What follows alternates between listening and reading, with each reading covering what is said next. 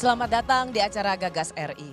Acara yang kami dedikasikan sebagai ruang bagi anak bangsa untuk memberikan gagasannya demi kemajuan bangsa. Gagas RI ini jadi ajang untuk saling mendengar dan menginspirasi. Bertepatan dengan Hari Kartini, kita akan mendengar gagasan dari narasumber perempuan. Sama seperti banyak dari kita para perempuan pasti punya mimpi besar, ingin jadi apa. Mimpi itu satu hal, tapi bagaimana kita mewujudkan mimpi itu sendiri adalah hal lainnya. Perempuan tentu bagaimanapun juga harus bekerja ekstra lebih besar untuk dapat membuktikan dibandingkan kaum pria. Kenyataan ini tidak jadi rantai belenggu langkah perempuan, karena saya percaya perempuan punya daya yang khas yaitu keuletan. Dan itu dibuktikan oleh dua narasumber perempuan kita pada kali ini. Mereka adalah para perempuan yang telah membuktikan perempuan bisa berkarya dimanapun juga. Terima kasih untuk narasumber Gagas RI di bulan Kartini 2025 kali ini. Anggia Karisma, eksekutif produser film animasi Jumbo, sebuah film yang syarat dengan nasihat kehidupan tentang pembuktian diri dan jadi berani atas nama nurani. Film yang sudah ditonton jutaan orang hanya dalam waktu yang singkat. Lalu ada Frida Marsha Kurnia, Voice of Baceprot. Dia telah jadi pembuktian bahwa perempuan itu berhak untuk berbeda, tetap bisa berkarya tanpa tunduk pada stereotip. Selamat mengikuti Gagas RI, Sri Kandi Muda di Panggung Dunia bersama moderator Wisnu Nugroho. Assalamualaikum warahmatullahi wabarakatuh. Salam sejahtera bagi kita semua. Shalom, Om Swastiastu, Namo Buddhaya, salam kebajikan. Mendapati karya yang begitu beragam dan kaya di industri musik dan sinema Indonesia yang bergerak ke kancah global adalah mendapati harapan. Harapan bahwa kita memiliki masa depan menjanjikan karena kerja-kerja para talenta muda. Tidak hanya muda, di antara talenta-talenta muda itu tidak sedikit adalah perempuan dengan peran yang menentukan. Di antara talenta-talenta muda perempuan itu, Gagas RI episode ke-13 malam hari ini menghadirkan dua di antaranya. Dua Sri Kandi muda Indonesia yang berkiprah di panggung dunia. Pertama adalah Frida Marsha Kurnia, vokalis Voice of Baceprot, grup musik beraliran metal beranggotakan 3 perempuan lulusan Madrasah Sanawiyah di sebuah desa di Garut yang mendunia lewat karya-karyanya yang lantang bersuara tentang kesetaraan dan ketidakadilan lainnya. Marsha masuk dalam jajaran 100 perempuan berpengaruh di dunia versi BBC 2024. Marsha membawa Voice of Baceprot menjadi band metal pertama asal Indonesia yang diundang tampil di festival musik terbesar di Inggris yaitu Glastonbury Festival 2024. Kedua adalah Anggia Karisma, Chief Content Officer dari Visinema, sebuah perusahaan produksi film yang gigih berkarya dengan tema keluarga, anak-anak, dan perempuan. Dan terakhir mendunia lewat film animasi Jumbo yang luas penontonnya sampai mendekati 7 juta. Sebagai produser di film Jumbo yang masih tayang sampai hari ini, Anggia meyakinkan bahwa cerita dan animasi Indonesia punya ruang untuk tumbuh dan diterima. Tidak hanya di tanah air, tetapi juga diterima di berbagai belahan dunia. Dari Marsha kita akan mendengar kegelisahannya, mimpi-mimpi dan upaya mewujudkannya di tengah keterbatasan dan stereotip yang mengekang. Munculnya rasa kecewa di perjalanan diubahnya menjadi karya sebagai kesempatan bersuara lebih lantang dan didengar oleh dunia. Dari Anggia kita akan mendengar suara dari seorang perempuan, seorang istri, seorang ibu, dan seorang pembuat cerita. Bagaimana kegelisahannya melihat minimnya cerita yang aman dan bermakna untuk anak dan upayanya untuk mencipta. Tantangan serta keseruan perempuan di industri sinema dengan Jumbo sebagai contohnya akan kita dengarkan. Dan setelah jenak menyimak kedua Sri Kandi muda di dunia musik dan sinema, kita akan bercakap-cakap dalam diskusi bersama. Untuk kesempatan pertama, mengudar gagasannya, saya persilahkan Marsha untuk menyampaikan gagasannya. Silahkan Marsha.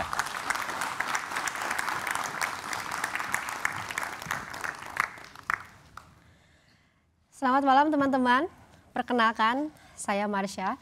Sebenarnya saya lahir dengan nama Firda Kurnia, tapi mungkin banyak orang lebih mengenal saya sebagai Marsha, gitaris dan vokalis dari Voice of Paceprot. Voice of Paceprot sendiri adalah sebuah band yang berasal dari Garut, kota jauh di sana. Voice of Paceprot sendiri terdiri dari 3 orang, yaitu ada saya, lalu ada Widi sebagai basis, dan ada Siti sebagai drummer. Terbentuk tahun 2014, tepatnya saat kami duduk di bangku kelas 2 atau kelas 8 Madrasah Sanawiyah di Garut sana. Pada awal terbentuk, Voice of Paceprot dibantu oleh guru konseling kami, beliau bernama Abah Ersa. Beliau juga yang mengajarkan kami cara bermain gitar, bass, drum, dan beliau juga adalah teman diskusi kami, juga teman kami yang membantu kami membuat lirik untuk Voice of Paceprot. Dan pada awal terbentuk, Voice of Paceprot sendiri dibentuk oleh orang-orang gelisah. Gelisah akan keadaan kami saat itu, juga gelisah akan masa depan kami. Maka cerita 11 tahun ini dimulai dari menyemai gelisah. Seperti yang sudah saya jelaskan tadi di awal, kami berasal dari Garut, lahir dan tumbuh di sana, dan sebagai perempuan yang lahir di lingkungan dengan hegemoni kuat kuasa laki-laki, kami sadar betul bahwa ada berbagai hal pribadi dan kompleks mengenai ketubuhan dan hidup yang mesti kami pelajari sendiri. Budaya-budaya tabu dan mitos-mitos yang menjadi doktrin diskriminatif seringkali membuat kami perempuan gagal paham akan tubuh dan hidup kami sendiri. Kegelisahan itu menjadi tengarah akan pentingnya memiliki otoritas akan tubuh dan jalan hidup. Sesuatu yang cukup sulit untuk kami miliki pada saat itu. Di saat bersamaan kami juga merasa kebingungan.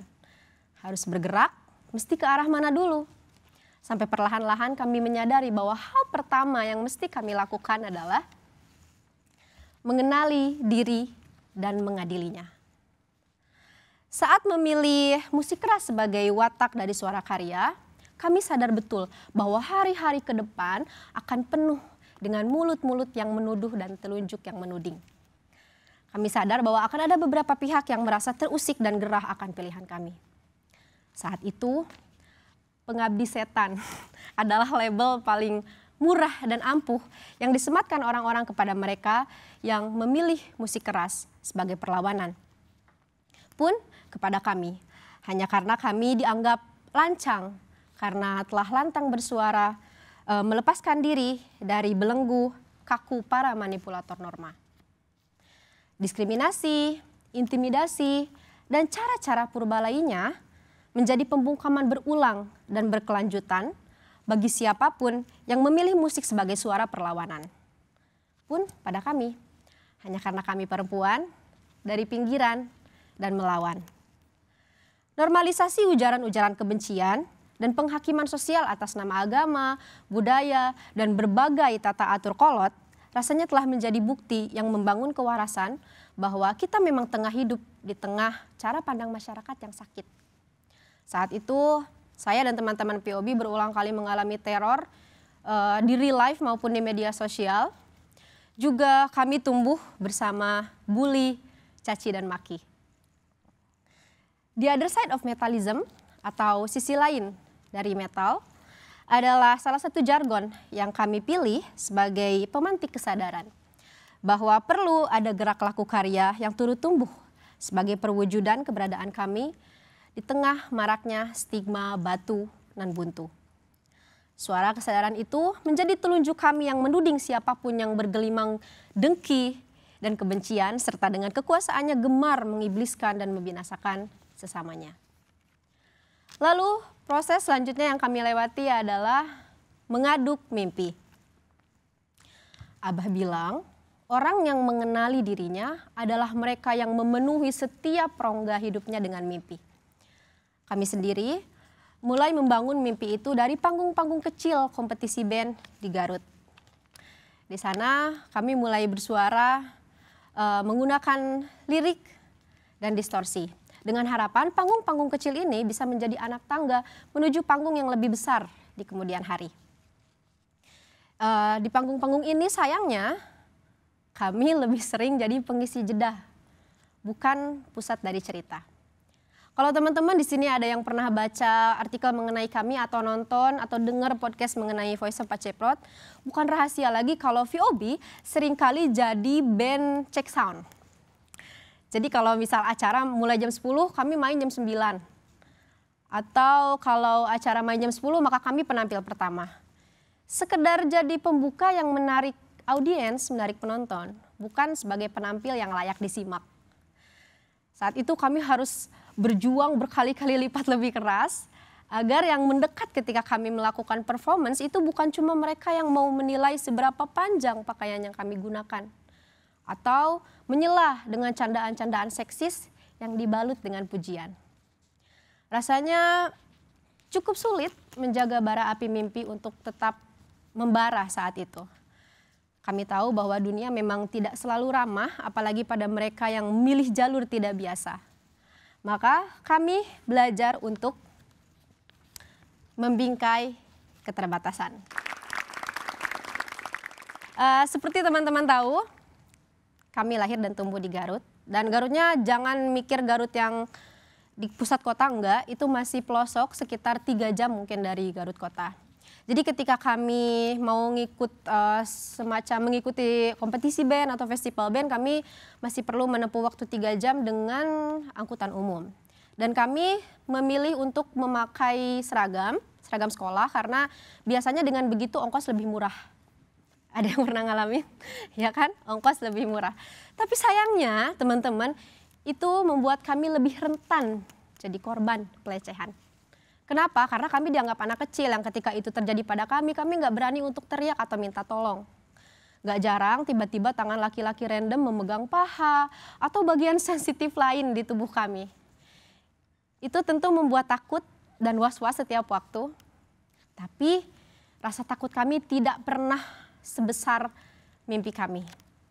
Kami memutar otak mencari jalan lain. Mulai dari mencoba untuk ikut mobil bak terbuka yang bawa sayur. Jadi sering ada mobil bak terbuka yang bawa sayur, bolak-balik gitu. Itu biasanya lebih murah justru ongkosnya. Tapi minusnya, kami sampai sana udah nggak rapih lagi. Karena udah berbaur sama kol, wortel, cabai, segala macam. Atau kami akan ikut minjem motor abah. Semotor bertiga membelah bukit.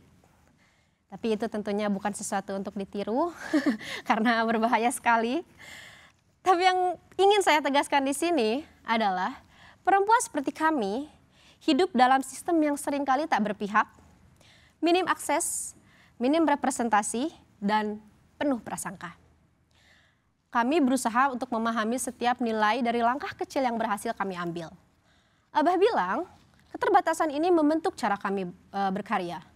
Mandiri, jujur, dan tidak tergantung pada validasi dari luar. Ia memaksa kami untuk menemukan suara kami sendiri, bukan meniru suara-suara yang sudah lebih dulu berada di atas panggung. Kami tahu bahwa keberanian untuk berjalan di tengah keterbatasan adalah bentuk dari perlawanan itu sendiri. Tapi karena kami manusia biasa, kami juga kadang sering merasa kesal, kecewa, marah. Kenapa dunia ini tidak adil gitu, sering. Tapi kami tidak mau berlama-lama larut di dalamnya. Maka kami memilih untuk mengkonversi dendam dan kekecewaan. Lagu-lagu Voice of Paceprot yang teman-teman bisa dengar hari ini di semua platform digital itu adalah hasil dari ini. Konversi dendam dan kekecewaan kami. Sebagai musisi perempuan, kami seringkali dianggap terlalu sensitif saat terlalu vokal bersuara, terlalu galak saat menyuarakan keresahan, dan terlalu drama serta emosional saat jujur mengenai luka yang kami punya. Padahal yang kami bawa ke atas panggung itu bukan cuma sekedar musik dan lirik, tapi juga pengalaman. Pengalaman jadi band check sound, pengalaman sulitnya menghindari pelecehan verbal maupun non-verbal di gigs, atau pengalaman diremehkan secara teknis hanya karena kami perempuan. Isu-isu ini yang jadi inspirasi lahirnya lagu-lagu VOB seperti Not Public Property, Perempuan Merdeka Seutuhnya, Age Oriented, atau yang baru saja rilis hari ini, jangan lupa didengarkan, judulnya Put the Gun Down. Kenapa kami melakukan ini? Karena kami tidak mau tenggelam dalam kemarahan kami sendiri. Kami berusaha mengubah energi-energi negatif itu menjadi sesuatu yang lebih bernilai, yaitu karya. Kami memingkai keterbatasan bukan sebagai batas, tapi sebagai pijakan. Karena apa? Karena dari keterbatasan itu, kami belajar untuk berdiri di atas kaki kami sendiri dan mengukuhkan suara kami. Lalu apa lagi sih cara untuk mengukuhkan suara itu? Merekam jejak. Dulu sekali, kami sempat merasa kami ini berjalan sendirian, menghadapi semuanya sebagai diri kami saja, sendiri. Sampai lama-kelamaan ternyata konsistensi menunjukkan kuasanya. Beberapa teman yang punya privilege sebagai media, yang suara-suaranya banyak didengar dan sabda-sabdanya banyak dibaca orang, mulai mencatat apa-apa saja yang keluar dari musik kami. Beberapa dari mereka ada yang datang dari negeri jauh sekali, yang belum pernah kami kunjungi atau hanya sekedar kami baca dari buku. Lalu diikuti oleh beberapa teman dari kota tetangga. Banyak dari mereka yang menyebut hadir kami sebagai kabar baik. Tentunya kami berterima kasih sekali, kami merasa sangat bangga. Tapi tak sedikit juga yang merekam hadir kami hanya untuk mempertajam perspektif publik mengenai gender, alih-alih kekaryaan. Kadang ada yang memotong narasi kami, mereduksi perjuangan kami menjadi hanya sekedar kisah inspiratif perempuan muslimah muda dari pelosok Garut, tanpa benar-benar menggali substansinya. Kami disanjung karena berani, tapi tidak pernah diberi ruang untuk bicara lebih daripada itu. Padahal, jujur teman-teman, kami tidak butuh dikasihani. Kami lebih butuh didengar penuh, utuh sebagai manusia. Ya, namun beginilah kenyataannya. Sorotan lebih sering menggali siapa kami daripada apa yang kami suarakan. Dan meski sering kesel, kadang marah, kami memilih untuk terus bergerak. Sebab dunia ini terlalu sunyi jika hanya diisi dari gema suara-suara yang serupa. Lalu terakhir ada menyelamatkan masa depan dan mencari jalan pulang. Teman-teman, kesetaraan adalah mimpi dari siapapun yang menginginkan masa depannya selamat. Kehadiran perempuan hari ini di mimbar-mimbar publik bukan hanya soal representasi atau bukan soal simbolik, tapi soal ruang, makna, dan keadilan untuk bersuara. Kami, perempuan dan kawan perempuan lain hadir untuk membuka jalan agar keberagaman tidak lagi dianggap aneh, agar perempuan tidak lagi harus berjuang ganda hanya untuk bisa berdiri sejajar. Semua yang teman-teman perempuan lakukan hari ini adalah upaya untuk menyelamatkan masa depan. Masa depan di mana anak perempuan tidak lagi harus ragu saat mereka punya suara lantang. Dan dalam proses itu kami juga sedang mencari jalan pulang ke diri kami sendiri. Diri kami yang jujur, yang tidak takut akan penolakan, dan tidak terjebak narasi sempit tentang bagaimana perempuan harusnya bermusik, berpendapat, atau bermimpi. Karena kami percaya bahwa dunia yang setara bukan hanya memberi ruang bagi perempuan untuk hadir, tapi juga memastikan siapa saja mereka, mau itu perempuan, laki-laki, atau siapa saja, agar tak lagi harus berjuang sendirian untuk tetap ada. Saya Marsha, terima kasih.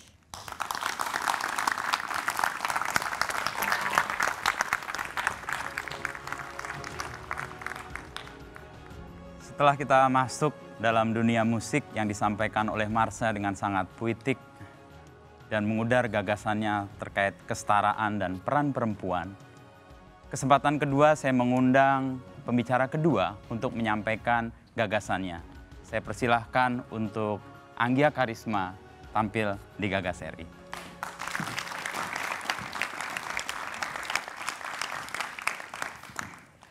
Selamat malam, salam hangat untuk kita semua. Saya di sini merasa sangat bersyukur karena saya bisa hadir di ruang yang menghargai ide, cerita, dan keberanian perempuan buat bermimpi. Saya Anggia Karisma, saya akan selalu dan tetap menjadi seorang ibu. Saya juga seorang istri dan saya tentunya adalah seorang perempuan yang masih sangat merawat impian-impiannya lewat banyak cerita.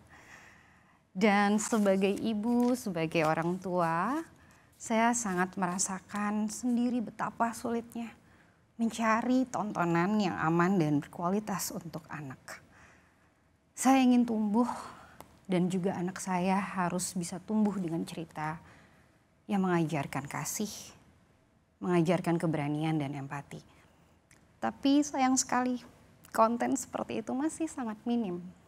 Dan maka dari situ saya mulai berpikir, gimana ya caranya jika saya tidak hanya sekedar mencari, tapi saya ikut juga menciptakan. Dan realitanya sayang sekali hari ini cerita aman yang bermakna untuk anak dan keluarga sangat minim.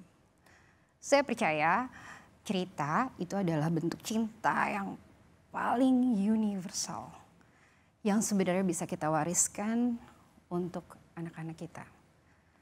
Faktanya hanya 0,7% konten digital yang relevan untuk anak dan keluarga.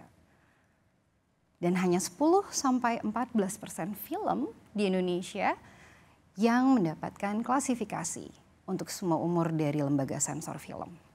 Sebenarnya apa sih itu cerita? Cerita adalah pembentuk karakter. Cerita pembentuk mimpi. Dan tentunya nilai hidup. Di tengah limpahan konten global, kita kekurangan sekali cerita lokal yang hangat, yang juga membumi, tapi juga sebenarnya penuh makna. Ceritanya seperti apa ya?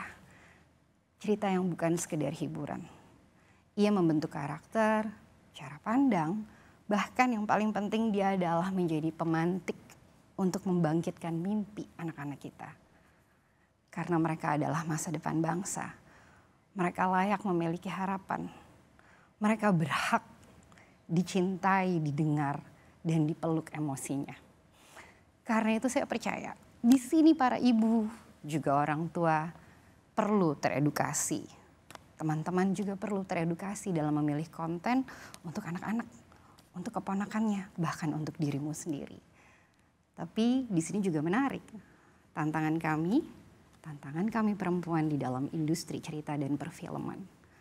Perempuan pada dasarnya apa ya? Perempuan buat saya pribadi pada dasar adalah pilar pengasuhan. Dan dia adalah penjaga nilai-nilai di rumah. Dan kalau di dalam industri film, peran perempuan sangat signifikan. Dan saya percaya bukan soal kesetaraan gender, tapi ini lebih tepatnya kita bilang kesetaraan kesempatan. Perempuan butuh akses yang sama besarnya untuk berkarya, memimpin, dan menentukan arah daripada penceritaan, daripada proses produksi, daripada proses pre-production, sampai dengan proses distribution juga promotion. Dan sebagai seorang storyteller perempuan, pendekatan saya selalu berangkat dari empati, dari cerita, dari ruang-ruang yang dekat. Melihat bukan cuma dengan mata dan telinga, tapi juga dengan sepenuh hati. Dan saya yakin perempuan adalah bagian dari solusi. Di rumah perempuan adalah penjaga nilai. Dia juga penjaga dan perawat harapan. Tapi untuk industri film, perempuan lebih daripada itu. Perempuan bukan pelengkap. Perempuan adalah penggerak. Perempuan adalah penentu keputusan. Perempuan adalah pencipta dan juga pemimpin yang tentunya punya dampak nyata. Dan saya sangat percaya sebagai leader yang baik, perempuan itu bukan hanya untuk timnya saja, bukan hanya untuk orang di rumahnya saja, tapi dia juga jadi leader yang baik untuk dirinya sendiri. Dan dalam cerita, perempuan memiliki sentuhan yang berbeda. Coba teman-teman perhatikan, kalian semua kuat, tapi kalian bukan hanya kuat perempuan, kalian juga lembut di waktu yang bersamaan. Kalian bukan hanya logis, tapi kalian juga penuh empati. Dan kita perlu lebih banyak lagi cerita dari sudut pandang perempuan. Kenapa? Tentunya untuk memperkaya narasi, untuk memperluas representasi. Dan yang paling penting adalah membentuk empati kolektif. Dan hari ini saya bangga sekali, sesuatu yang kami rawat, kami percaya daripada awalnya lahir. 5 tahun dalam prosesnya.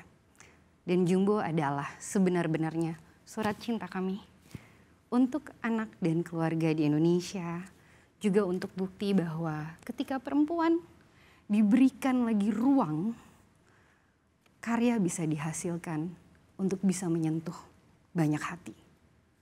Bisa menjadi konten reflektif untuk anak-anak dan keluarga, juga untuk anak-anak di dalam diri kita. Dan yang pasti, ini bisa menjadi sebuah rujukan baru untuk banyak sekolah, banyak pendidik, bahkan untuk parenting. Film ini dengan bangga diproduseri oleh 2 perempuan, ada saya sendiri, juga bersama sahabat saya, Novia Puspasari, dan kami juga punya produser pendamping, Mia Santosa, project manager Febriana Zupitasari, production assistant ada Gaby Adinda, dan film ini ditulis oleh seorang perempuan juga, Widya Arifianti. Dan ada Head of Corporate Affairs, ada Dewinta Hutagaul, bersama juga dengan Yuriko dan Head of Digital Strategy yang membuat banyak sekali strategik yang kemudian kontennya bisa dinikmati dan sampai ke banyak hati lainnya. Itu adalah Cut Dina Oktaviani. Dan tentunya kalau kalian udah nonton Jumbo, kalian bisa sangat mengetahui siapa saja pengisi daripada suara di balik peran-perannya. Salah satunya ada Bunga Citra Lestari, seorang ibu kuat. Yang saya yakin juga ada calon ibu dan dia adalah perempuan muda, ada Queen Salman. Kalau teman-teman udah nonton, ada karakter yang bernama Mary. Queen Salman luar biasa, dia adalah penyanyi cilik, memenangkan banyak sekali award. Dan akan ada Graciela Abigail, kalau teman-teman juga udah nonton, ada satu karakter yang bernama Maya Sarah, akrab dipanggil Maya dalam filmnya. Dan tentunya di dalam film Jumbo masih banyak perempuan yang terlibat. Dan saya tidak bisa menyebutkannya satu persatu. Dan mereka adalah bagian dari 420 kreator lebih yang terlibat. Walaupun baru 15% ada perempuan, tapi saya yakin betul angka ini akan terus tumbuh, angka ini akan terus bertambah, karena ini akan menjadi banyak sekali mimpi dari semua orang. Dan lebih daripada itu, bagaimana kita bisa menciptakan sebuah evergreen IP yang akhirnya kemudian memiliki dampak. Bukan hanya untuk membentuk budaya, tapi kita tahu bahwa ripple efeknya akan menyentuh banyak sekali sektor. Dia akan menggerakkan ekonomi kreatif. Kita sebut saja dari film, music, education, merchandise, and licensing. Bahkan memajukan pariwisata lokal. Dan yang lebih penting lagi apa? Kita membuka lapangan kerja untuk menginspirasi, juga memberikan aspirasi untuk lintas generasi. Dan dengan bahagia juga saya bisa sampaikan bahwa Jumbo akan tayang lebih di 17 negara. Termasuk Asia Timur, Timur Tengah, dan Eropa Timur. Dan tentunya ini adalah salah satu cara untuk memperkuat soft diplomasi Indonesia di mata dunia. Dan yang pasti dengan meningkatkannya juga sebuah kepercayaan distributor luar terhadap konten asli Indonesia yang membuka jalan lagi bagi banyak IP Indonesia untuk bisa menembus pasar internasional. Untuk itu sebagai Chief of Content Officer Visinema Studios dan produser, saya percaya dengan prinsip kerja visi saya. Ada 3F. Yang pertama adalah fokus. Kenapa saya percaya sekali dengan fokus? Karena saya yakin ketika kita bekerja, kita harus fokus. Membuat cerita tentu saja bukan sesuatu yang gampang. Karena saya tahu ketika kita menciptakan, kita harus tahu betul siapa target market kita. Dan penciptaan yang kami lakukan untuk cerita itu fokus terhadap anak dan keluarga. Yang edukatif, yang tentunya penuh makna, juga berkualitas tanpa menggurui. Lalu apa kemudian F berikutnya? F berikutnya adalah fun. Kenapa kita harus mengerjakan sesuatu dengan perasaan bersukacita? Karena dengan kita melakukan itu dengan sukacita, segala sesuatunya akan mengalir dengan deras, ide-ide jadi terasa lebih menyenangkan ketika kita ada di ruang-ruang yang memiliki teman-teman yang siap untuk mendengarkan. Dan yang terakhir adalah freedom. Ini menjadi penting karena kami adalah pencipta, kami adalah kreator, maka kebebasan untuk berekspresi, untuk mencipta itu menjadi sangat penting. Terutama untuk membawa rasa dan perspektif yang personal yang tentu saja akan kami bawa ke area yang lebih objektif dalam proses penciptaannya. Dan bagi saya pribadi, 3F bukan hanya prinsip kerja. Ini adalah cara hidup yang bisa menyeimbangkan antara visi, antara rasa, antara profesionalisme dan kejujuran emosional. Karena ketika kita mencipta dengan sangat fokus dan dengan hati yang terbuka, dengan penuh sukacita, dengan kebebasan sepenuh jiwa, maka cerita akan lahir. Bukan hanya relevan, bukan hanya beresonansi, tapi dia akan kaya akan rasa. Dan apa yang kita lakukan visi ke depannya sebagai pencerita, tentu saja kita akan melakukan gerakan kolektif dari hati. Kita perlu menciptakan sebuah ekosistem yang tentunya akan memberi ruang yang aman, yang nyaman untuk perempuan Indonesia terus bercerita dan memimpin. Dan film adalah media pendidikan dan media untuk pulih atau bahasa teman-teman mungkin untuk healing. Karena menonton adalah pengalaman paling personal. Kita tidak harus menjadi filmmaker sebenarnya untuk berkontribusi. Untuk menonton, untuk memilih, untuk mengkritisi dan mendukung itu adalah semua bentuk nyata dan sebuah bentuk partisipasi daripada kepedulian. Dan saya pribadi ingin sekali anak-anak tumbuh dengan narasi yang bukan cuman kuat, tapi karakter mereka bisa tumbuh dari film-film atau dari cerita yang tepat. Karakter yang kuat tapi penuh empati. Karakter yang cerdas, tapi dia tetap punya rasa dan asa. Dan kesetaraan di sini bukan soal kompetisi, tapi ini soal kolaborasi. Dan ini bukan soal siapa yang lebih hebat, laki-laki atau perempuan, bukan itu. Ini bukan tentang gender war, tapi ini adalah equal opportunity. Kesetaraan yang kita perjuangkan sebagai perempuan dalam film adalah kesetaraan kesempatan untuk mencipta, untuk memimpin, untuk juga bisa didengar dengan sepenuh hati. Sementara industri kreatif adalah ruang kolaboratif, dia bukan kompetitif. Tapi kita juga butuh laki-laki dan perempuan yang saling mendukung. Dan jika ekosistem ini terbangun, saya yakin konten anak dan keluarga di Indonesia akan semakin kuat dan berdaya saing global. Karena cerita yang baik, cerita yang menyentuh dan penuh makna tentunya akan lahir dari sebuah proses kolaborasi yang sangat sehat. Dan ini adalah harapan saya sebagai seorang perempuan dan seorang pembuat cerita. Dan sebagai seorang ibu saya percaya bahwa perempuan Indonesia bisa memeluk dunia dengan ceritanya. Cerita yang datang dari hati, saya percaya akan menemukan jalannya untuk bisa sampai ke hati yang lain. Jadi mari kita terus hidupkan harapan. Kita hidupkan harapan lewat cerita. Karena apa? Karena kamu, kita semua, anak-anak kita layak tumbuh dengan keyakinan. Layak tumbuh bahwa dunia bisa menjadi lebih baik lagi. Saya mengundang kalian teman-teman semua, penonton, pendidik, pemimpin, dan pembuat kebijakan untuk menjadi bagian dari cerita ini. Cerita tentang Indonesia yang tentunya akan lebih ramah lagi bagi anak dan keluarga supaya kita bisa mencintai lebih baik lagi. Karena cerita kita bikin untuk kita semua, untuk anak-anak kita dan untuk anak-anak di dalam diri kita. Semoga semua hidup berbahagia. Saya Anggia Karisma. Terima kasih.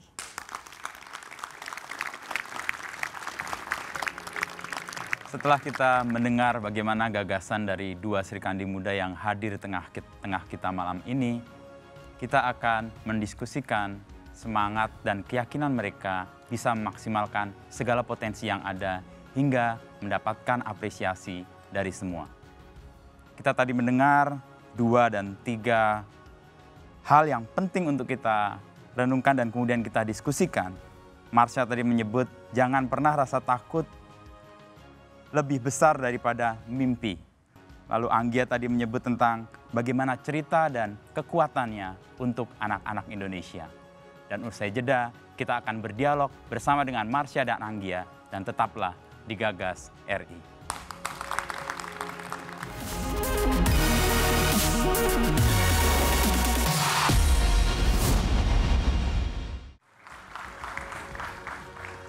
Terima kasih Marsha dan Anggia yang tadi sudah menyampaikan gagasan dengan sangat jelas, sangat puitik dan membuat kita berpikir bahwa perempuan di bidang masing-masing mampu berperan dan dari hati yang sangat dalam, karya itu ternyata menyentuh banyak hati yang lain.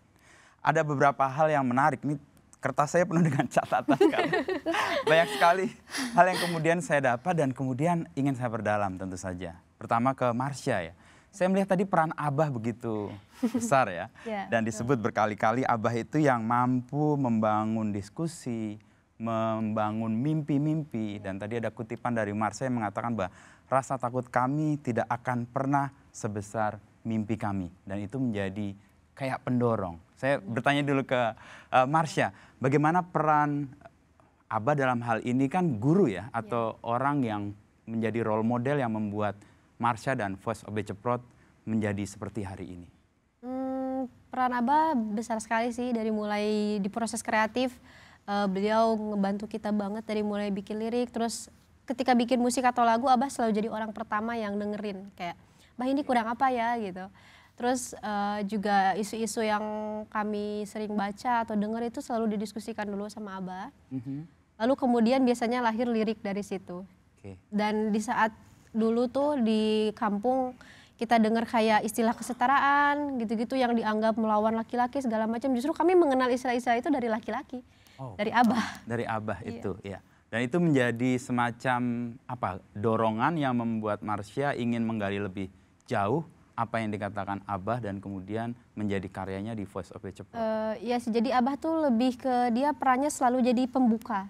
Jadi dia nggak pernah kayak mendikte kita harus A, B, C, D, tapi dia biasanya membuka dengan sesuatu yang kita tuh jadinya pengen ngegali terus itu, penasaran. Nah akhirnya kita bisa mempelajari itu sendiri. Jadi tapi sambil diaping sama Abah.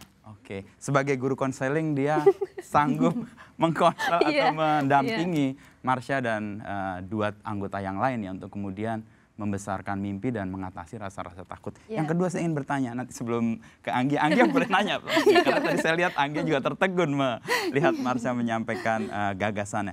Yang kedua soal bagaimana cara Voice of Ceprot, termasuk Marsha tadi ya, mengkonversi dendam menjadi karya dan menjadi sesuatu yang kemudian membukakan mata banyak orang. Ada banyak hal yang perlu disampaikan dan perlu diutarakan. Jadi mungkin beruntungnya kami bertiga adalah kami punya satu sama lain. Jadi ketika ngerasa marah atau kecewa itu biasanya kami lampiasin itu ke satu sama lain di studio. Jadi studio tuh bukan cuma ruang untuk bikin musik, tapi juga ruang di mana kami bisa jadi manusia normal gitu. Kalau di luar kan kami dituntut untuk jadi perempuan yang kalau di kampung harus sopan, tidak boleh berbicara terlalu lantang gitu. Nah kalau di studio itu nggak ada batasan seperti itu. Jadi kami mengeluarkan semua yang kami rasakan, kami punya, terus kami ngobrol, diskusi segala macam. Nah itu biasanya lebih efektif untuk bikin lirik daripada diam sendirian gitu, nggak, lebih efektif kayak ngobrol. Itu ruang aman yang membuat kalian lebih kreatif untuk menyampaikan pesan-pesan yang di ruang lain itu agak terkukung atau terkendala. Betul. Begitu. Saya ke Anggia nih, tadi yang cerita tentang bagaimana kekuatan cerita ya. Dan berkali-kali tadi disebut cerita itu bisa membentuk karakter, bahkan membentuk mimpi, serta merawat harapan. Bagaimana kesadaran, kekuatan tentang cerita itu muncul dan jadi perjuangan dari Visinema Studio untuk kemudian menghasilkan karya-karyanya? Makasih Mas. Yang menarik dari sini adalah bagaimana kita belajar untuk lagi mendengarkan. Karena proses bercerita itu actually adalah proses kita bertumbuh. Dan di dalam ruang diskusi biasanya kita bawa ke sebuah script lab. Kita di dalam juga ada tempat di mana kita melepaskan semua cara, semua bentuk bagaimana cerita dibuat. Kan selalu ada cara dan aturan mainnya. Kalau kita ada divisi Nema Studios yang memang fokusnya adalah untuk membuat konten yang baik untuk anak dan keluarga, biasanya saya melepaskan itu semua. Yang kemudian saya bilang sama teman-teman di situ, apa yang mau kita bikin rasanya dulu. Apa yang kalian rasakan. Dan kita sebenarnya kayak lagi dikasih kunci untuk buka Pandora Box kita, untuk balik ke masa di mana kita masih anak-anak. Apa yang kita rindukan, apa yang membuat kita gak nyaman, apa yang membuat kita bisa tumbuh hari ini kan sebenarnya adalah bagian dari masa kecil kita, dari pola pengasuhan. Tapi karena kita fokus terhadap anak dan keluarga, rasa-rasanya itu yang mesti kita kupas. Gitu. Dan pendekatan seperti itu saya rasa jadi pendekatan yang paling reflektif. Pendekatan yang juga saya sepakat sama Marsha bilang, pendekatan yang membuat kita lebih manusia. Dan bagaimana yang menarik adalah sebagai kreator film animation, karakter-karakter ini serasa hidup. Karena sebenarnya kita sebagai kreator berbicara dengan karakter yang kita ciptakan. Mereka adalah sebagian dari diri kita yang tumbuh. Maka terselip banyak sekali slice of life yang muncul untuk teman-teman yang udah nonton di dalam kehidupan Don dan geng jumbonya. Dan itu yang menarik gitu, dan komitmen kita adalah divisi Nema Studios membuat sesuatu yang matters. Karena kita tahu sisi bisnis adalah sesuatu yang berbeda, tapi ketika kita menciptakan, kita harus menciptakan sesuatu yang memiliki makna gitu. Dan di sini kita ingin sekali membuka pintu seluas-luasnya untuk animasi Indonesia berkembang. Jadi saya ingin mengucapkan terima kasih yang sebanyak-banyaknya kepada para stakeholders yang dengan sangat setia menunggu apa yang akan kita hadirkan gitu. Dan it's beyond our wildest dream bahwa kemudian ternyata impiannya adalah anak Indonesia memiliki teman untuk bertumbuh. Karena itu yang menurut aku penting ya. Di Indonesia kita memerlukan role model, kita memerlukan teman untuk mendampingi gitu, yang bentuknya bisa apa saja, sama seperti yang Marsha lakukan. Musik itu bisa jadi teman pendamping hidup, dan seringkali film dan musik itu tidak bisa berpisah. Dan yang saya percaya, musik di dalam film itu juga jadi sesuatu yang kuatnya luar biasa. Ada kesamaan tadi ya, satu script lab sama studio. Jadi ruang yang begitu aman, ruang yang begitu rileks mungkin ya, yang membuat hati itu bertumbuh dan kemudian karya itu muncul dari hati. Karena tadi baik Marsha maupun Anggia menyebut bahwa karya yang dibuat dari hati itu akan menyentuh hati-hati yang lain. Dan ini terbukti dari musiknya, dari filmnya. Ya. Pertanyaan kedua adalah, tadi Anggia menyebut soal fokus, fun, dan freedom. Bagaimana itu menyeimbangkan di sebuah tempat ya yang juga ada target-target tertentu ya. Dan satu hal yang terkait dengan itu, Jumbo ini kan dibuat selama 5 tahun. Betul. Bagaimana memiliki keyakinan yang begitu besar sampai kemudian dalam senyap bekerja sampai hari ini kemudian muncul dan kebetulan atau alhamdulillah atau memang karena kerja keras itu mendapatkan penonton yang sekarang sudah hampir 7 juta. Anggia.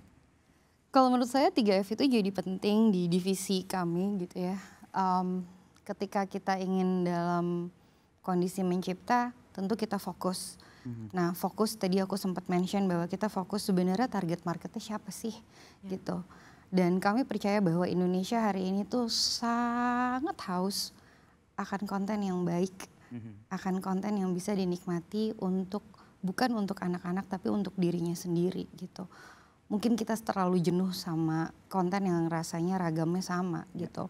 Tapi visi Nema sendiri percaya bahwa ketika kita ingin jadi beda, beda yang bisa diterima untuk mewakili resonansi dari perasaan-perasaan penonton ya, dari perasaan audiensnya gitu. Itu yang jadi penting di sini.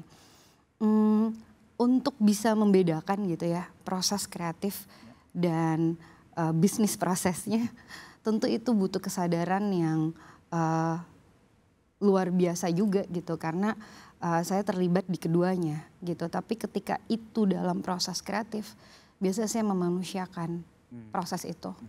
Cerita itu adalah heart of the soul daripada sebuah film. Jadi kita nggak bisa main-main sama cerita, terutama karakter. Bagaimana orang bisa jatuh cinta sama karakter, maka kita memiliki teknik bagaimana karakter itu sebenarnya adalah manusia itu sendiri. Bagaimana membuat jalan cerita, itu tentu adalah proses kolaboratif. Karena sama seperti Jumbo belajar sekali untuk bisa mendengarkan dengan lebih baik.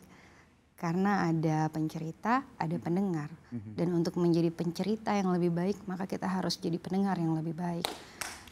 Dan menurutku itu jadi sangat penting. Kenapa aku percaya ngerjainnya juga harus fun.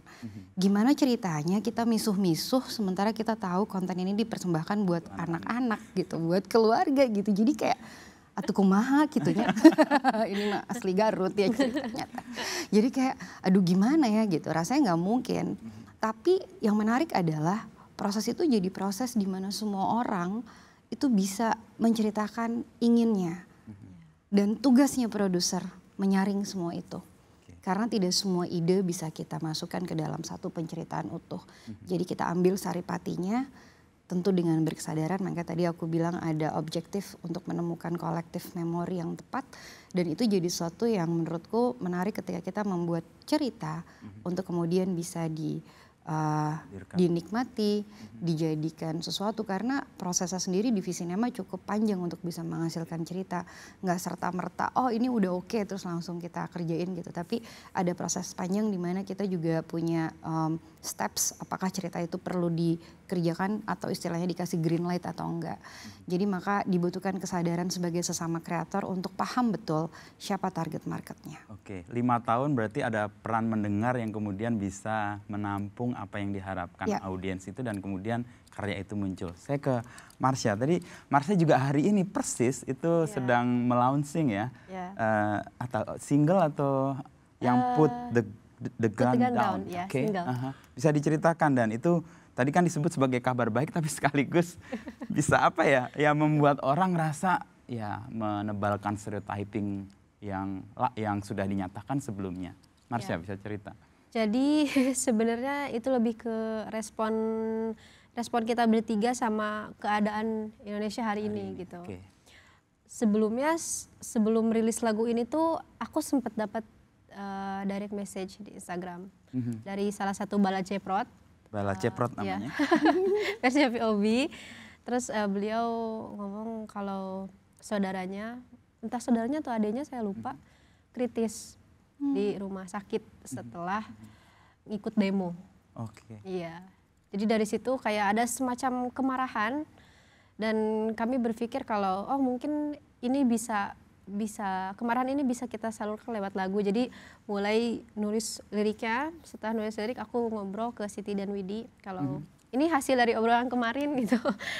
Jadi lirik dan judulnya adalah Put the Gun Down gitu. Jadi kita harapannya dari lagu ini kalau gak usahlah semua hal dibereskan dengan kekerasan, dengan senjata gitu. Makanya kita tagar yang diusung dari lagu ini adalah No Guns, No Fear. Dan itu pesan yang mau disampaikan juga merespon situasi hari-hari ini. Ini general untuk kita memperingati Hari Kartini dan tadi disebut juga bagaimana peran perempuan baik dalam musik yang kadang-kala cuman hanya di stereotyping dan disalah tafsirkan sebagai hanya kisah inspiratif. Tapi dalam konteks pencerita tadi kalau saya lihat Jumbo itu peran oma begitu penting karena dia mendampingi pertumbuhan Don itu ya ketika dia anak-anak ya. Bagaimana ke Marsha dulu tentang perempuan di musik dan di kesenian yang membawa dampak dan pengaruh untuk hal-hal yang mau disuarakan. Sejauh ini bagaimana Marsha melihatnya? Aku jujur sekarang lagi seneng banget lihat perempuan, banyak sekali peran perempuan kalau ke gigs gitu. Jadi sekarang gigs itu udah ada beberapa walaupun sebenarnya belum banyak perempuan yang tampil di atas panggung atau mereka yang nonton. Jadi sekarang di setiap konser itu biasanya audiens laki-laki selalu memberikan space di depan. Untuk perempuan. Untuk perempuan. Terus ada juga beberapa penampil yang mereka bawa bendera dan segala macam yang isinya tuh kayak gigs yang aman, terus dipegang sama para audiens gitu. Jadi mereka bisa saling menjaga gitu. Jadi setiap ke gigs itu selalu ada progres bagus keterlibatan perempuan. Tapi aku lihat kalau misal kita tujuannya adalah kesetaraan, mungkin masih banyak PR yang mesti diselesaikan. Tapi progresnya selalu ada. Dan itu nyata didapati oleh Marsha. Di Indonesia atau di luar atau secara general aja? Di Indonesia sih khususnya. Kalau di luar aku udah nggak aneh gitu ketika ngelihat misal di panggung ada, terutama di panggung ya, kayak orang-orang di balik layar gitu, di balik panggung tuh kadang agak susah kalau di Indonesia nyari perempuan. Ada tapi cuma beberapa. Tapi kalau di luar negeri itu udah banyak. Makanya ketika di Indonesia udah mulai banyak tuh aku kayak ikut senang gitu. Apalagi kalau ketemu ketemu di gigs tuh, oh kenal gitu ini. Terus kadang ada jadi nambah link gitu, ketika kita bisa manggung di mana bisa kita ajak. Oke, ya kelihatan progresnya yang tadinya sebagai cek sound band dan sekarang banyak sekali, jangan-jangan cek sound bandnya sekarang laki-laki karena penampil utamanya adalah perempuan ya. Itu progres yang baik. Anggi ya, komentar soal bagaimana peran perempuan terutama di kesenian dan juga di sinema sebenarnya. Kalau tadi aku percaya bahwa perempuan pada akhirnya bukan pelengkap. Bukan pelengkap. Seringkali kita dianggap sebagai aksesoris ya. Betul. Sebagai pelengkap, sebagai pemanis, udah perempuan aja yang maju. Nanti dia pasti bisa akan lebih luas menanggapi. Tapi lebih daripada itu, kita sebenarnya adalah, saya bisa bilang bahwa perempuan tuh adalah karakter yang kuat. Tapi dia sebenarnya di balik kekuatannya dia penuh kelembutan. Maka saya tadi tergerak sekali. Kenapa Don bisa bertumbuh juga dengan Oma? Percaya atau tidak, sebenarnya Oma juga pernah menjadi anak-anak. Mungkin buat teman-teman yang tahu ceritanya menemukan sebuah plot twist ya di dalam film Jumbo. Dan itu jadi sangat menarik. Pernah nggak kita mendengarkan lebih baik lagi bahwa setiap dari kita itu sudah terlena sama apa yang kita alami sebagai manusia dewasa. Kita bertumbuh dengan cara-cara yang rasa-rasanya udah dipagerin. Sementara ketika menjadi anak-anak banyak sekali ruang yang mereka tuh nggak takut. Mikir makan pakai apa atau nyebrang jalan tuh dia nggak mikir gitu. Tapi kalau kita udah tahu batasan itu rasanya akan mempersempit spektrum kita sebagai orang tua gitu ya. Sebagai manusia dewasa yang ceritanya katanya punya banyak pengalaman. Tapi sebenarnya adalah menurutku guru terbaik kita tuh anak-anak. Dari mereka kita banyak belajar. Kita banyak diingatkan, kita diajak lagi kembali apa yang sebenarnya kita inginkan. Makanya tadi aku bilang film itu jadi konten yang bisa memulihkan banyak orang. Karena banyak sekali konten atau film yang kemudian menyelamatkan juga banyak orang. Jadi sebegitu pentingnya perempuan bisa menarasikan apa-apa saja concern yang bisa dimasukkan atau kita tapin ke dalam film. Kalau tadi Marsha bilang put the gun down adalah bentuk amarah, bentuk kecewa. Tapi lagi-lagi caranya lembut. Itu khas perempuan. Itu khas perempuan. Bagaimana juga perempuan memiliki perannya gitu ya di apapun bidangnya di industrinya. Karena aku percaya setiap perempuan itu adalah pejuang. Dan bahkan juga banyak perempuan yang berjuang dalam diam yang kita nggak pernah tahu. Contoh siapa sih pejuang dalam diam? Orang itu sebenarnya nggak jauh dari kita. Orang itu adalah ibu kita. Anggia dan Marsha sudah mengudar beberapa pokok gagasan dan kita sudah diskusikan. Kita akan masuk ke segmen berikutnya setelah ini. Terima kasih.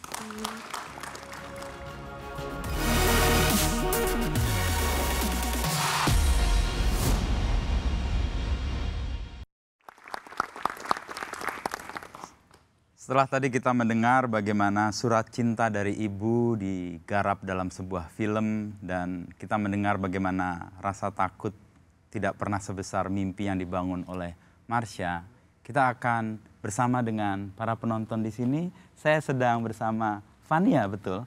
Iya Pak, betul. Dari Poltekkes Jakarta, betul.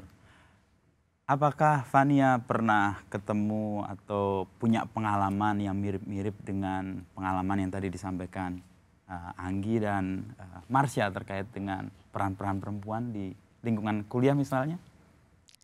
Saya sendiri pernah mengalami hal-hal yang disebutkan oleh narasumber tadi. Oke, dan apakah ada pertanyaan yang ingin disampaikan ke narasumber yang kebetulan sudah ada di depan Fania sekarang. Baik, saya hendak bertanya untuk kedua narasumber, mengapa Mbak Marsha dan Mbak Anggia memilih untuk berkarir di dunia seni, dan apa sih tips and trick untuk survive dan sukses di dunia seni ini? Karena dunia seni ini tuh masih dipandang agak pertisius ya oleh masyarakat Indonesia. Dan bagaimana menghadapi tantangan kemajuan dari teknologi AI. Terima kasih. Oke, ini Anggia dan Marsha nih mendapat tantangan dari pertanyaan Fania yang perlu direspon. Saya akan ke sana untuk mendiskusikan pertanyaan Fania tadi dengan jawaban-jawaban dari Anggia dan Marsha.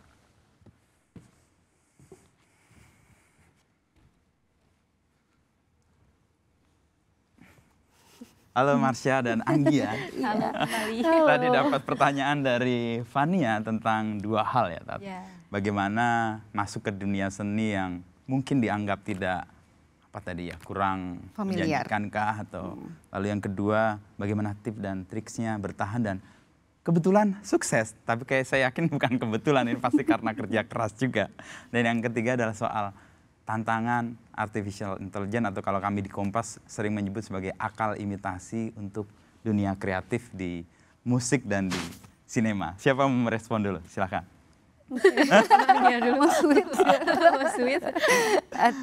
Makasih ya Fania.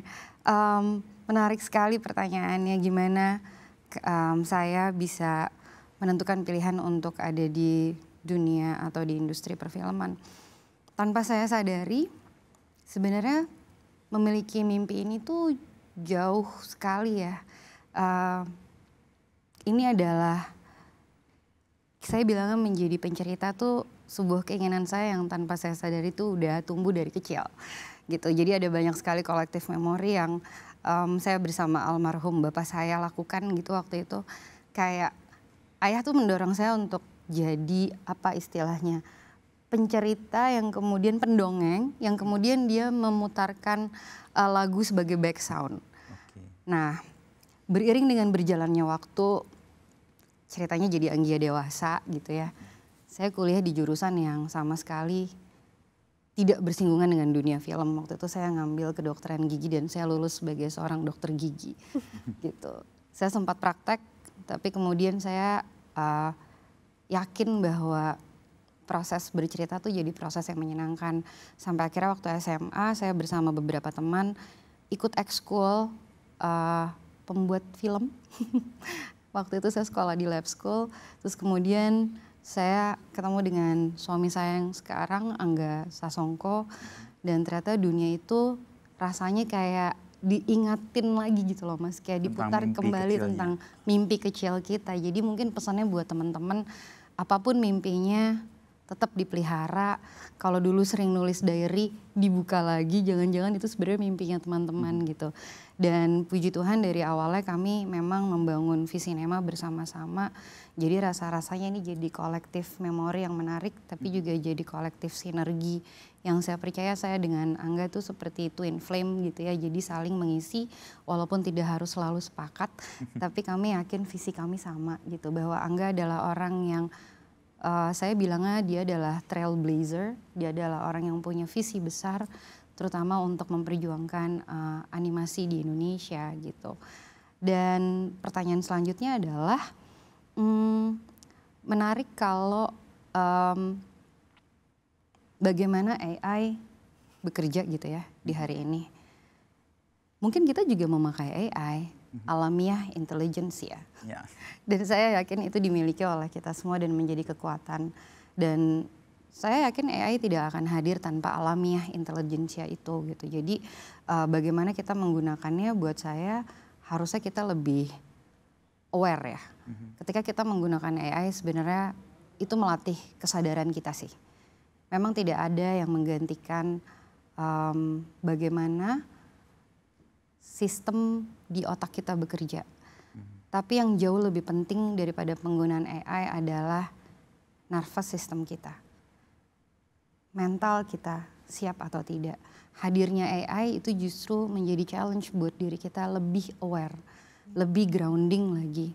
Makanya bukan berarti itu, buat saya itu bukan sesuatu yang mengganggu gitu. Tapi itu adalah bentuk dari intelligence manusia itu sendiri. Selama mereka bisa melakukan dan menggunakan itu dengan penuh kesadaran. Saya rasa kuncinya itu sih. Ya, artinya itu sebagai alat yang digunakan oleh manusia dengan kesadarannya untuk memperkaya atau mempercepat atau membuat efisien dari kerja-kerja di dunia kreatif. Bisa jadi alat yang membantu selama kita berteman dengan mereka dengan penuh kesadaran. Jadi jangan sampai istilahnya tuh kita justru diperdaya gitu loh. Tapi kan teknologi itu sendiri dengan kemajuannya justru itu adalah cita-cita yang kita lakukan untuk mengembangkan. Dan manusia tentu berevolusi. Di animasi tentu ada banyak sekali sistem daripada teknologi yang kita gunakan gitu. Dan saya rasa kita harus bisa berdampingan. Karena itu adalah bentuk dari pencapaian kepintaran manusia itu sendiri gitu sih. Satu hal yang ingin saya tanya lagi soal berpindah dari profesi yang cukup menjanjikan seperti yang Dokter Gigi, lalu ingin jadi pendongeng. Dan bagaimana keyakinan itu bisa dipegang dan kemudian berhasil sekarang? Wow, itu sih jalannya panjang banget ya Mas. Diskusinya lebih kepada diskusi diri sendiri sih. Gitu. Tentu saja saya izin dan pamit sama orang tua saya gitu ya. Bahwa saya tidak akan lagi menjadi Anggia yang dokter gigi. Tapi ternyata kemarin ada yang menarik. Saya tetap bisa membuat orang tersenyum dengan menjadi pencerita. Dekat dengan gigi juga. Karena dekat dengan gigi. Kan how do you create a nice smile gitu ya. Tapi ternyata jadi pencerita juga bisa melakukan hal itu gitu. Tapi buat saya penting sekali untuk ngikutin impian. Makanya saya percaya merawat mimpi itu harus dilakukan oleh kita. Dan berdiskusi dengan diri sendiri itu harus dilakukan oleh kita. Karena saya juga percaya banyak hal yang terjadi di proses saya belajar itu di luar kontrol saya. Tapi ternyata dengan saya menjadi ibu, saya memiliki banyak peran juga. Ada satu hal yang benar-benar bisa kita kontrol, yaitu adalah nafas kita sendiri. Makanya ketika kita kembali ke berkesadaran, aku percaya sih apapun yang kita pilih, apapun ikhtiarnya, apapun nawaitunya selama itu baik, saya rasa aku bilangnya semestanya juga ikut mendukung. Gitu. Akan menemukan jalannya lah. Saya ke Marsha, pertanyaan yang sama. Masuk ke dunia seni dan bagaimana artificial intelligence mempengaruhi atau mungkin mengganggu atau bisa membantu untuk kerja-kerja kreatif di dunia seni. Untuk masuk ke musik sebenarnya VOB sendiri mungkin lebih ke kecelakaan ya. Karena tidak sengaja, karena awalnya bukan karena boncengan motor tadi. Enggak. Karena memang kan Voice of Bacepras sendiri orang-orangnya ini tadinya dari teater. Iya, jadi kita anak-anak teater yang kebetulan aktingnya jelek. Jadi nggak kepake, jadi kita lebih sering jadi pohon, jadi daun gitu kalau di teater. Jadi batu kadang-kadang. Iya, terus Abah Ersa bilang ya udah kalian coba jadi tim produksi untuk drama musikal pada saat itu. Jadi kami harus belajar main instrumen, ya ber-15 saat itu. Wow. Terus setelah belajar instrumen ternyata lebih ketemu pasnya nih di musik gitu. Jadi akhirnya dari situ yang tadinya kita memilih teater untuk media bersuara, kita pindah ke musik. Karena kecelakaan. Karena kecelakaan itu tadi. Terus setelah di musik ternyata orang tua kita nggak setuju. Apalagi mungkin musik yang dipilih itu nggak terlalu akrab di kuping mereka. Jadinya dari 15 itu terkikis jadi 7. Terus sisa kita bertiga yang akhirnya tetap bertahan. Gitu. Dan sampai hari ini juga sebenarnya kita masih kadang kayak terseok-seok gitu. Tapi alhamdulillahnya musik ini selalu jadi penyelamat gitu. Jadi dulu kita pernah hampir jadi korban pernikahan dini. Ya. Jadi karena kan dulu gitu ketika misal orang tua punya rezeki lebih, mereka lebih memilih untuk mensekolahkan anak laki-laki. Karena katanya lebih menjanjikan untuk masa depan keluarga daripada perempuan. Jadi saat itu kami memilih untuk pindah hijrah ke Jakarta. Untuk menghindari. Untuk menghindari itu tadi. Jadinya kami sempat 3 tahun di Jakarta, kami belajar di industri musik yang lebih profesional. Terus kami juga akhirnya bisa tembus untuk ngadain tour di luar negeri. terus belajar dari musisi-musisi hebat. Dan dari situ kami lebih yakin kalau ternyata masih banyak hal dari diri kami nih yang belum digali sepenuhnya. Jadi kemampuan kami ternyata bisa lebih daripada itu gitu. Terus ketika akhirnya sekarang nih bisa muncul AI dan segala macam, kami melihatnya itu sebagai untuk membantu aja sih. Membantu. Iya. Seperti kata Mbak Anggia tadi, jadi kita udah dibekali sesuatu yang lebih dari AI sebenarnya. Yang alamiah, intelijensia. Iya. Jadi yang harus diingat adalah AI tidak bisa menciptakan rasa. Gitu. Mungkin dia cuma bisa menciptakan, kalau di sesuatu yang bisa kita lihat mungkin dia lebih menciptakan covernya. Tapi isinya itu rasa dan segala macam itu kita yang bikin gitu. Jadi tidak usah takut kalah dengan AI. AI tidak bisa bikin apa yang kita bikin. Terus selain itu tadi ada pertanyaan cara bertahan. Aku setuju sama yang dibilang Mbak Anggia. Jadi kita harus lebih sering berdiskusi sama diri kita sendiri. Gitu. Jadi ketika kita mengagumi, semisal di musik, VOB itu mengagumi musisi lain. Tapi porsinya tidak boleh lebih besar daripada kita mengagumi diri kita sendiri. Gitu. Jadi itu yang pertama. Terus yang kedua, kita punya semacam dream list. Jadi kita tulis apa-apa aja yang kita pengen. Dan setiap kita ngerasa kalau putus asa, udah deh bubar aja kita gitu. Kita selalu lihat list itu lagi. Ini nih masih ada nih 10 lagi belum tercontreng gitu. Yang menguatkan ya. Iya, jadi kita tidak boleh bubar dulu, ini masih ada nih list. Gitu. Aku paham banget nih saya nama Marsha. Karena tadi ada pertanyaan dari Mas Inu, gimana ngejagain proses Jumbo yang 5 tahun barengan gitu ya. Dan yang luar biasa itu Marsha bertiga gitu. Kalau aku tiba-tiba harus punya 420 orang kreator. Di Cinema Studio. Di dalam proses membuat Jumbo itu jadi sesuatu yang menarik. Makanya pengalaman bertumbuhnya tuh banyak banget sih Mas di film Jumbo itu sendiri gitu. Dan itu tadi bahwa berdiskusi itu ruang mendengarnya tuh harus lebih panjang. Karena bagaimana cerita itu bisa hadir gitu, bahwa animasi kan gambar yang dihidupkan. Gitu. Dan untuk menghidupkan sebuah gambar dan bisa menghidupi rasa, itu sesuatu yang rasa-rasanya perlu banyak sekali ruang. Dan juga yang paling penting tuh nggak nge-feeding our ego. Karena di sini akan ada banyak ego yang kemudian bermunculan, lalu kita dilatih untuk berteman dengan ego kita.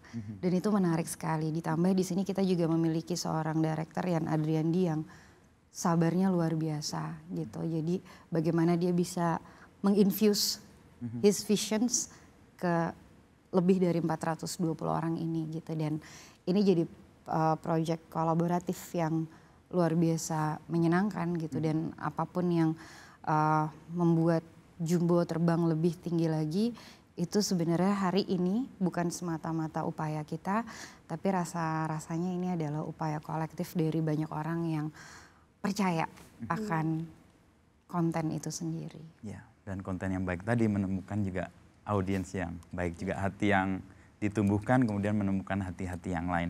Tadi Anggia menyebut soal peliharalah mimpi masa kecil yang kemudian menjadi kekuatan untuk kayak pivoting ya dari satu profesi ke dunia seni dan kemudian menunjukkan karyanya. Dan tadi juga Marsha menyebut satu hal yang menurut saya penting yang saya lupa menggarisbawahi, tidak butuh dikasihani tapi butuh didengar. Dan apa sebenarnya yang belum sempat disampaikan dari kegelisahan yang tadi diasah di studio dan kemudian ingin dimunculkan dalam karya-karyanya? Sebenarnya lebih ke perbaikan sistem sih. Kita pengen perbaikan sistem di tempat-tempat yang terpinggirkan, kayak semacam di desa-desa gitu. Lebih baik lagi gitu, diperbaiki lah. Terus misal yang paling jelas kita bisa lihat akses, dari mulai akses, lalu pendidikan, terus tadi pernikahan dini, karena aku jujur ini hal yang paling bikin aku mungkin bisa dibilang muak ya. Karena aku capek lihat terus anak-anak perempuan berjatuhan gitu, jadi korban pernikahan-pernikahan yang tidak mereka inginkan atau karena mereka tidak punya pilihan lain gitu selain itu. Ketika kita ngobrolin ini misal lewat lagu, lewat media itu kan selalu tertutup. Selalu tertutup sama ya tadi itu yang tadi aku sebutkan di awal dengan kisah-kisah inspiratif dan semacamnya, hanya itu terus gitu yang digali. Atau masalah hijab dan musik metal gitu, hal-hal itu terus, sementara hal yang kami suarakan terus-terusan terpinggirkan. Padahal itu yang paling esensial. Itu yang paling esensial. Iya. Dan dalam konteks untuk bisa menyampaikan suara-suara itu, Marsha kan menggunakan bahasa Inggris ya kebanyakan. Dan sebenarnya apakah ini mau disuarakan keluar ke internasional atau perubahannya sebenarnya pengen juga di dalam sebenarnya? Sebenarnya keputusan pertama pakai bahasa Inggris itu pertama sebagai media belajar. Media belajar. Jadi karena kami bertiga ini kebetulan orang-orang yang nggak cocok sama metode sekolah. Jadi yang di kelas gitu kayak ini harus begini ngomong bahasa Inggris yang benar gitu. Nah kami tuh nggak cocok. Jadi pernah waktu tinggal di Jakarta pun kami berbulan-bulan dileskan dengan metode seperti itu. Dan itu nggak cocok. Nggak cocok. Akhirnya belajarnya dari musik lagi, dari lirik lagi, atau dari bacaan gitu. Awalnya itu adalah karena kami capek nggak didengar. Karena kami capek nggak didengar di dalam. Akhirnya kami memilih apakah ini harus dimulai dari luar dulu. Lalu akhirnya memutuskan untuk ya udah kita coba deh nekat dari luar gitu. Saat itu banyak orang yang bilang muluk-muluk. Ini kalian jangankan keluar, di dalam aja nggak didengar, berharap apa gitu. Ya kan nggak ada salahnya kita nyoba gitu. Ya udah akhirnya mencoba dari luar, ternyata lebih ampuh dari luar. Didengar lebih banyak. Lebih banyak, dan akhirnya yang di dalam pun ikut mendengar karena udah rame duluan di luar gitu. Oke, Gagas RI akan kembali setelah jeda berikut ini.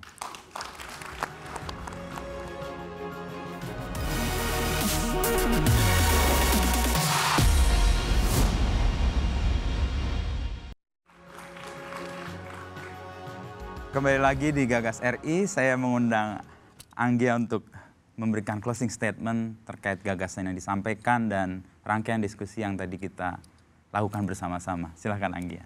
Kalau buat saya, closing statement saya adalah perempuan tetap kuat, tetap keras kepala dengan cara-cara yang lembut. Percaya bahwa apapun yang kamu lakukan hari ini, kamu akan terus jadi pejuang untuk hidupmu dan untuk orang banyak. Karena pada akhirnya perempuan bisa melahirkan apapun dari kesadaran dalam dirinya sepenuh cinta. Itu dari saya. Terima kasih Anggia. Saya undang Marsha untuk memberikan closing statement terkait dengan apa yang disampaikan tadi. Kalau dari aku mungkin teman-teman Indonesia katanya lagi akan dan sedang mungkin mengalami bonus demografi. Dan peran utamanya adalah kita semua. Jadi selalu sisakan tempat dan waktu untuk mengenali diri kita sendiri. Jangan takut untuk berbeda, karena kita adalah orang-orang yang akan mencipta masa depan Indonesia di kemudian hari. Masa depan yang lebih setara, dan ingat kesetaraan itu hadir bukan untuk melawan laki-laki atau siapapun, tapi untuk melawan patriarki yang menciptakan ketimpangan. Terima kasih Marsha dan Anggia. Terima kasih Anggia untuk closing statement-nya dan ajakan kita untuk mau memelihara mimpi kita sebagai anak-anak, dan juga Marsha tadi yang menggugah kita untuk memelihara bonus demografi yang menjadi peran-peran kita. Kita akan membangun semua yang kita impikan dengan harapan yang kuat untuk mewujudkannya dengan kerja-kerja nyata.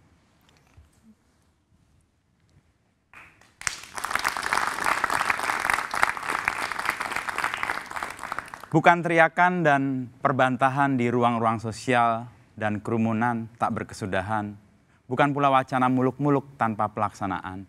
Tetapi kerja-kerja nyata yang membuahkan, kerja-kerja yang berangkat dari kegelisahan, berangkat dari persoalan, berangkat dari kebutuhan yang tidak seorang pun menyediakan. Tidak mengutuk gelapnya keadaan tetapi menyalakan api untuk perbaikan. Kisah dan kiprah Marsha bersama Voice of Beceprot dan Anggia bersama Visinema Studio telah menyatakan kerja-kerja penuh ketekunan, kerap dalam sunyi dan kesepian membuahkan pengakuan karena pencapaian. Ruang harapan kita ditumbuhkan untuk Indonesia yang lebih baik dan lebih gemilang. dari talenta-talenta muda, dari talenta-talenta muda perempuan, para Sri Kandi yang mengambil peran signifikan hingga memimpin perubahan demi menyalakan kembali harapan. Saya Wisnu Nugroho bersama Marsha dan Anggia undur diri dari Gagas RI sambil menggenggam harapan untuk Indonesia yang lebih baik. Selamat malam.